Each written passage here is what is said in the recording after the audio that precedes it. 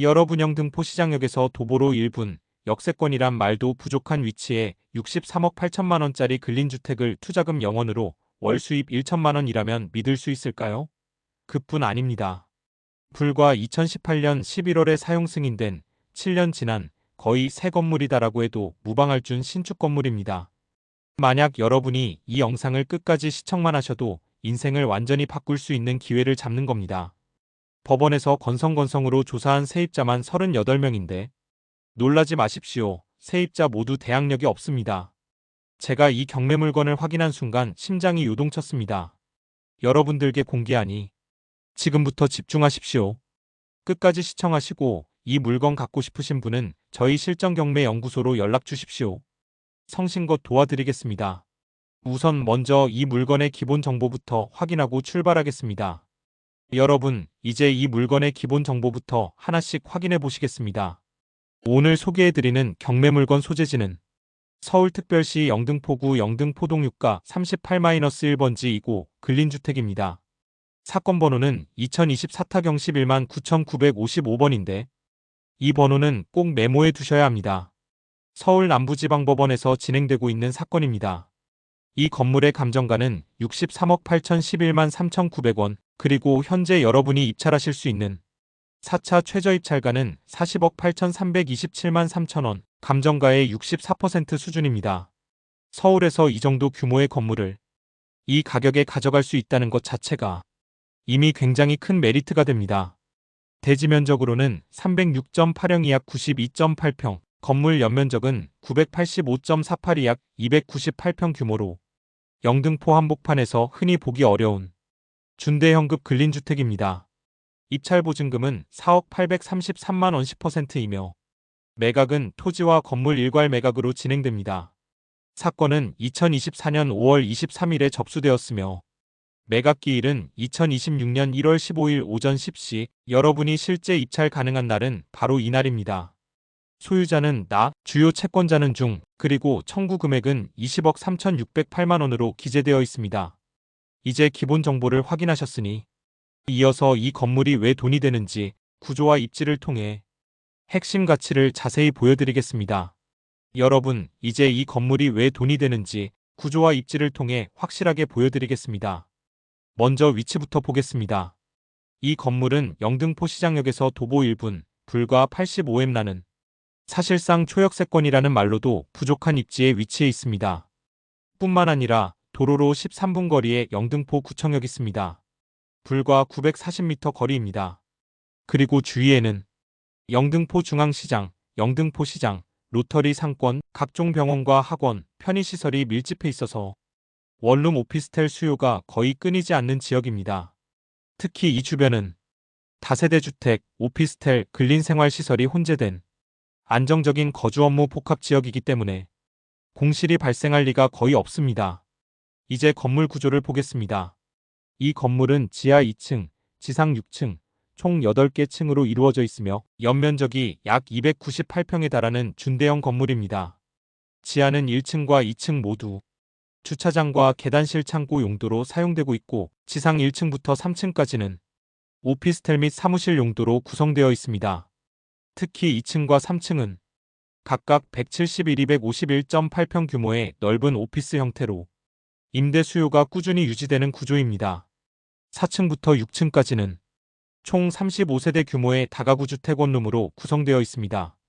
각 층 면적이 약 133이, 119이 등으로 한 층에 67세대의 원룸이 배치되어 있어 임대 구성도 매우 효율적입니다.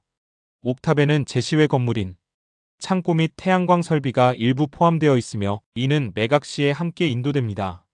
도로 접근성도 훌륭합니다.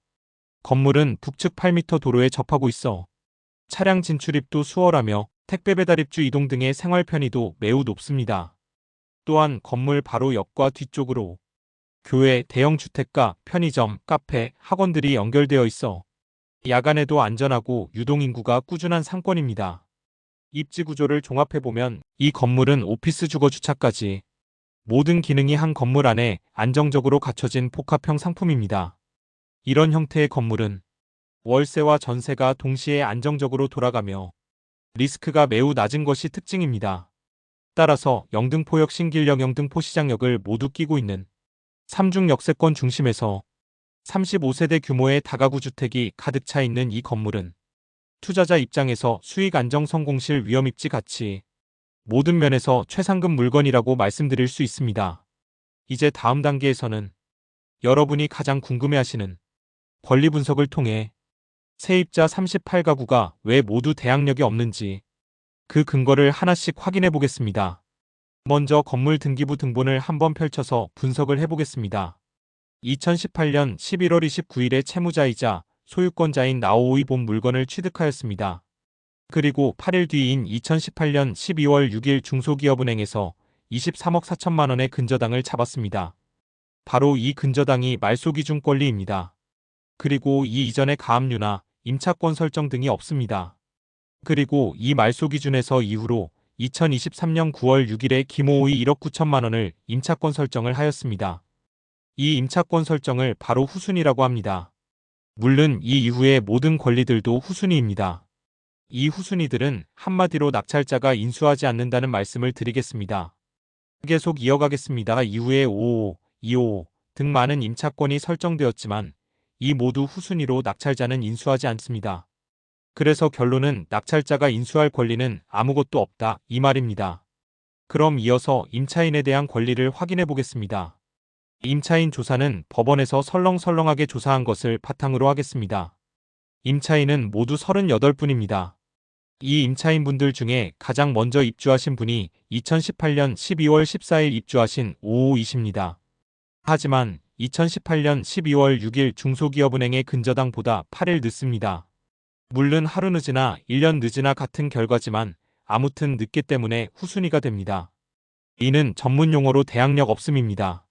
그런데 555님보다 더 늦게 입주하신 다른 37분 모두 대항력 없음은 당연합니다. 결론은 임차인 어느 누구도 대항력 없음입니다. 이 경매물건에 대해서 권리 분석을 한마디로 말씀드리면 낙찰자가 인수해야 할 권리는 아무것도 없다입니다.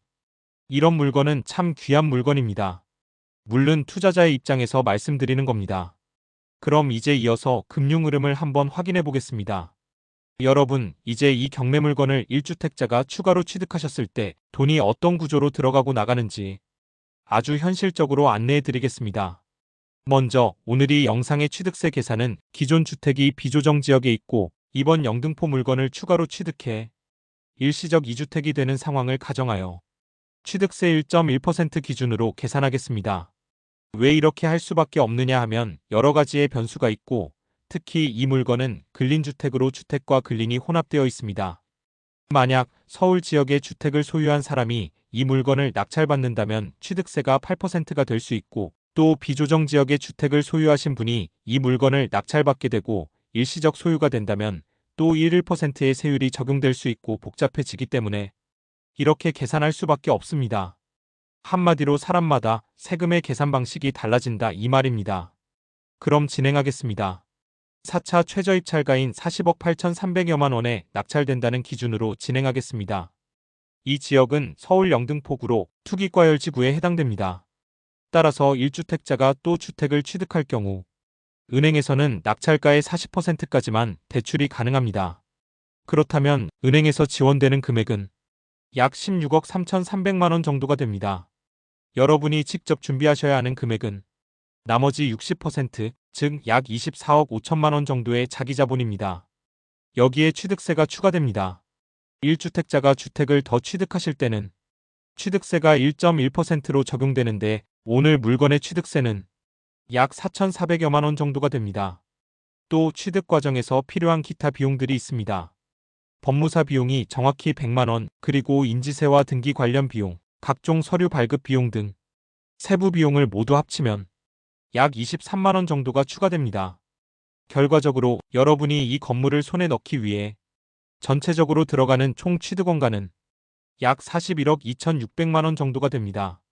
그 중에서 여러분의 통장에서 실제로 빠져나가는 금액은 앞서 말씀드린 자기자본 약 24억 5천만 원, 취득세 4,400만 원, 법무사 비용과 부대 비용을 포함해서 총 약 25억 원 정도가 됩니다. 그리고 여기서 중요한 것이 하나 더 있습니다. 은행에서 받는 대출뿐 아니라 여러분의 현금, 즉 자기자본도 비용이라는 점입니다. 여러분의 현금 25억 원은 그 자체로 4%의 기회비용을 가진 돈입니다. 따라서 여러분의 자기자본에 대해 연 4%의 기회비용을 계산하면 연 1억 200만 원, 월로 환산하면 약 835만 원의 비용이 발생합니다. 은행 대출 16억 원에 대한 연 4% 이자는 월 약 544만 원 정도가 됩니다. 결국 여러분이 이 건물을 보유하는 순간 매달 부담해야 하는 이자성 비용은 자기자본의 기회비용 약 835만 원, 그리고 대출이자 약 544만 원, 두 금액을 합쳐서 월 약 1380만 원 정도가 됩니다. 여러분, 여기까지가 이 물건을 취득하셨을 때 실제로 여러분의 돈이 어떻게 움직이는지에 대한 아주 현실적인 금융 흐름입니다. 그럼 이제 이어서 이 건물에 살고 계신 38분의 세입자분들로부터 보증금과 월세가 어떻게 들어오는지를 하나씩 확인해 보겠습니다. 여러분, 이제 이 건물을 실제로 낙찰받으셨을 때 세입자분들로부터 들어오는 보증금과 월세가 어떻게 움직이는지, 그리고 여러분의 손에는 실제로 얼마가 남는지를 아주 쉽게 그리고 정확하게 설명드리겠습니다. 이 물건의 세입자는 총 38분이며 보증금 총액은 60억 5,500만 원, 월세는 292만 원입니다. 이 금액이 낙찰자에게 그대로 흘러들어오는 구조입니다. 첫 번째 단계, 보증금으로 은행 빚을 먼저 상환합니다.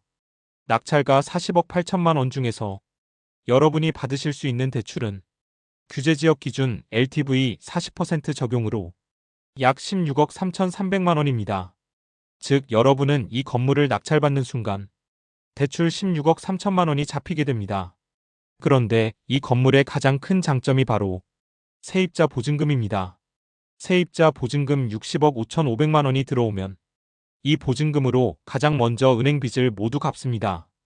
보증금 60억 5,500만 원, 대출 16억 3,300만 원 상환, 은행 빚 0원.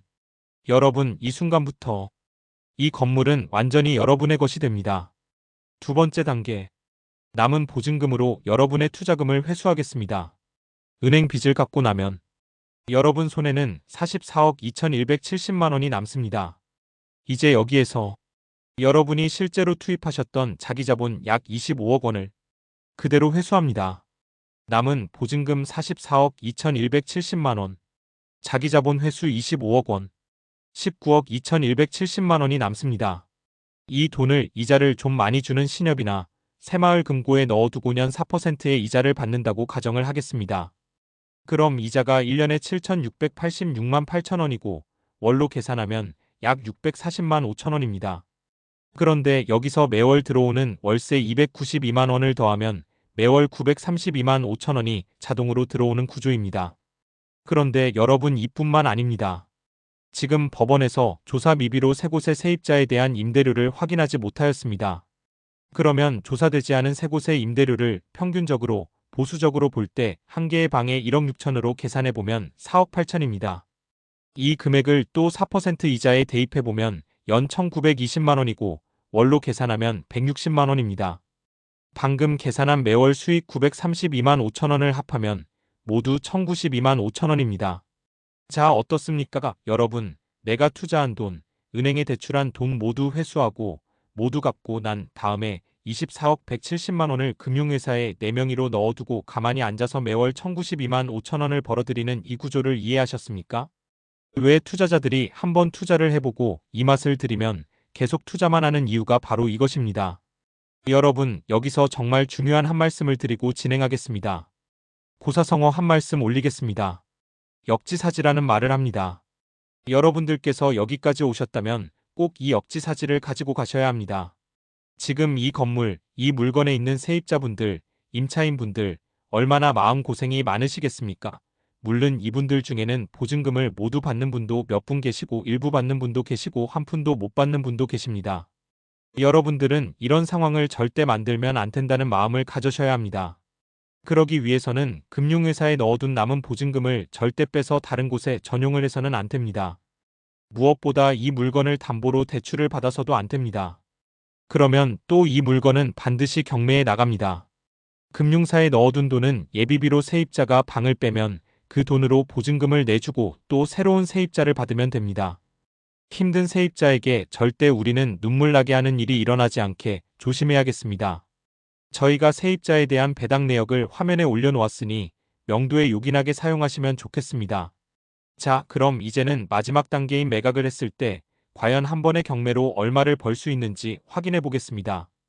그 전에 여러분, 여기 이 물건을 내가 낙찰받고 싶으시거나 경매로 돈을 벌고 싶으신 분이 계시다면 화면 아래 설명란에 있는 실전경매연구소로 연락을 주시면 성심껏 도와드립니다.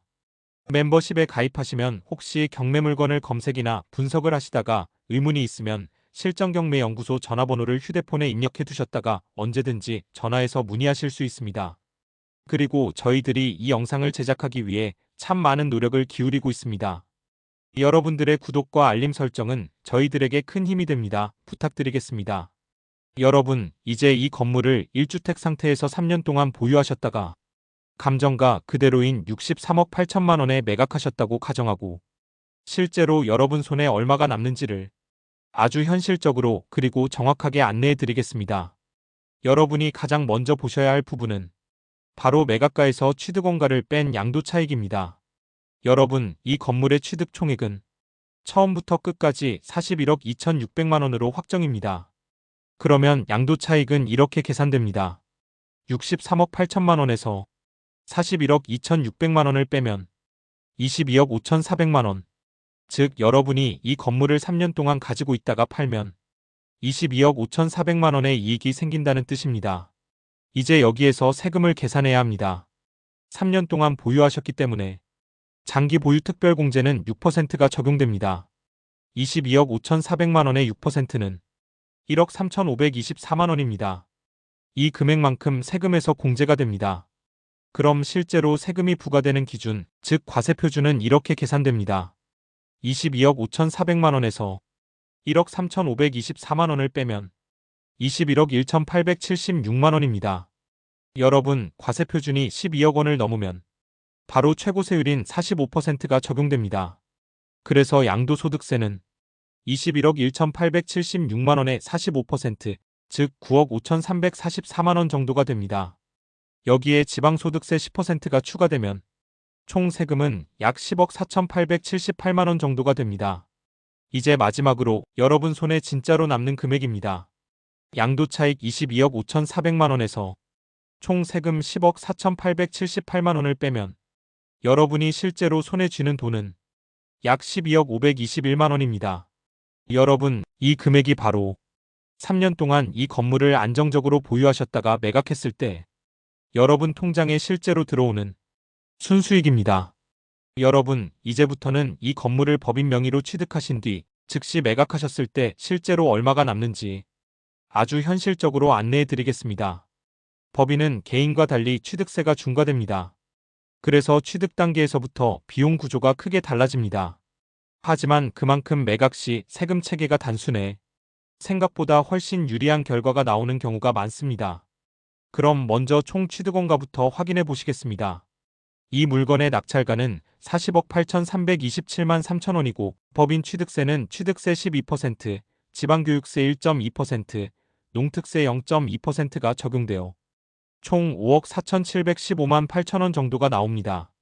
여기에 법무사 비용 100만 원, 그리고 인지세, 등기 발급비, 각종 서류 발급비 등 세부 부대 비용을 모두 합치면 약 23만 원 정도가 추가됩니다.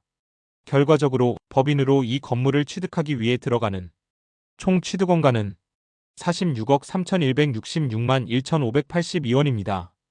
이제 매각 단계로 넘어가겠습니다. 여러분이 이 건물을 감정가 그대로 63억 8천만 원에 매각하신다고 가정하면 가장 먼저 계산해야 할 것이 바로 양도차익입니다.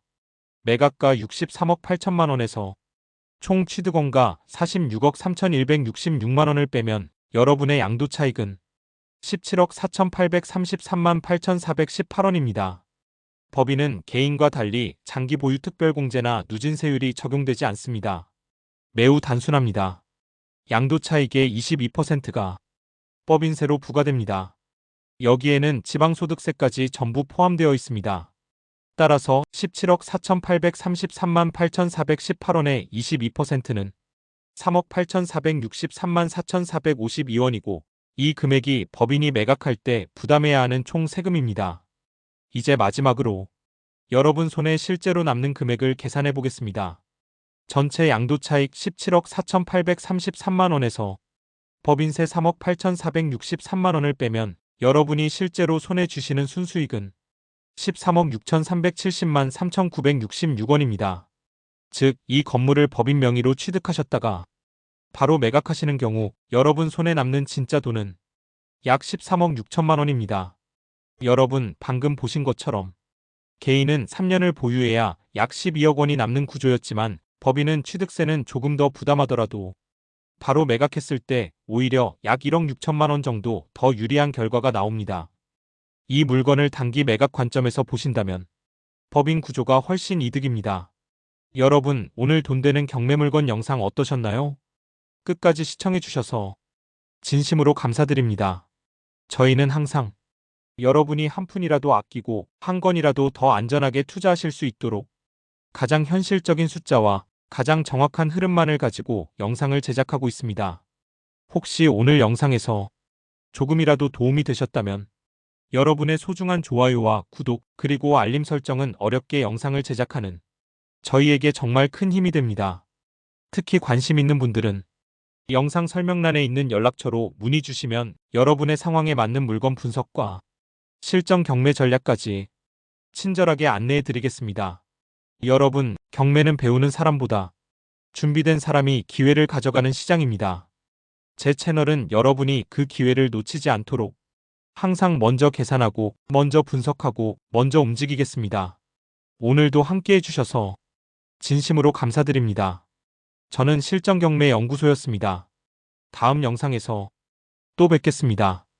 감사합니다.